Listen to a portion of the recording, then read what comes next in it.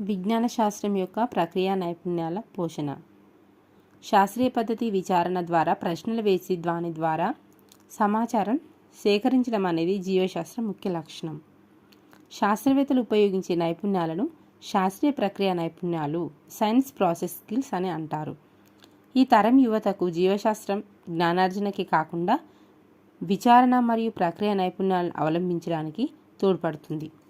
మనం ఇంతకుముందు జీవశాస్త్ర స్వభావ పాఠంలో నేచర్ అండ్ సైన్స్లో చర్చించినట్లు శాస్త్రజ్ఞులు ఈ ప్రక్రియ ద్వారా సామూహికంగా కాలక్రమేణా స్థిరంగా పేరుకుపోయిన సత్యాలను వెలికితీసి విశ్వసనీయమైన స్థిరమైన లక్ష్యాత్మక సమాచారాన్ని నిర్మించి ప్రపంచానికి అందచేయడానికి కృషి చేస్తున్నారు.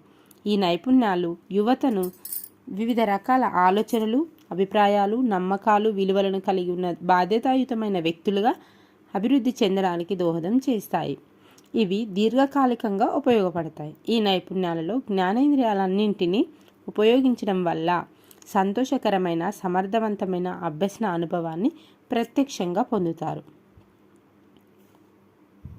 ఎప్పుడైతే వారి నిత్య జీవితంలో విద్యార్థులు అనేకమైన ప్రశ్నల్ని, అనుభవాలను ఎదుర్కొంటారో అప్పుడు ఈ నైపుణ్యాలను మనం కూడా ఉపయోగిస్తాం. అయితే తరచుగా ఈ పరిశోధనలు పిల్లల పరీక్షల్లో వారి ఉత్తీర్ణత ఫలితాలను పెంచడానికి దర్యాప్తులో ఒక సాధారణమైన ప్రక్రియగా చేపడుతున్నారు. ఈ పరిశోధనలు చర్యలు సక్రమంగా నెరవేర్చినట్లయితే పిల్లలను ఉత్సాహపరచడమే కాకుండా దాని మీద శ్రద్ధ మరియు ఉత్సుకతను వివిధ మార్గాల్లో తెలుసుకోవడానికి మరియు ప్రయోగించడానికి ఉపయోగపడగలవు.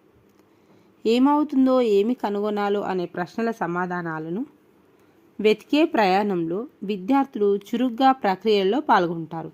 అవి ఏవంటే పరిశీలన, చర్చ, సమాచార సేకరణ, నేర్పుగా చేయడం, పోల్చడం, వర్గీకరణ, ప్రత్యామ్నాయ పరికరాలను అభివృద్ధిపరచడం, తార్కిక ఆలోచన, విమర్శనాత్మక ఆలోచన మొదలైనవి.